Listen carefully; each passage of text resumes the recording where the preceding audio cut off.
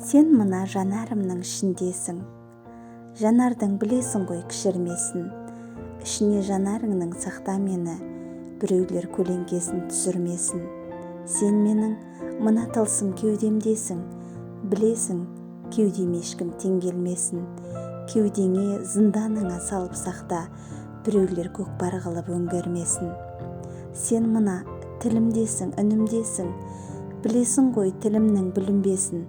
Сен мені үніңе қос, тіліңе тұт. Үнім өшіп, үшкір тілінбесін. Сен мына менің алып басымдасың. Білесің, ешкім де оны басынбасын. Сен мені өз басыңмен бірге қорға, біреулер зұлымдығын асырмасын. Сен менің миымдасың. Білесің, миым жатқа бұйырмасын. Миыңның бір жеріне жасыр мені, қиылсын, өмір солай қиылғасын. Алдынан терезеңнің жүріп өттім. Сен мені байқадың ба құдіреттім? Тұрдың ба терезеңнің ар жағында? Теңселіп тұтқан пердең дірілетті. Неге өртенді? Жүрегім неге өртенді?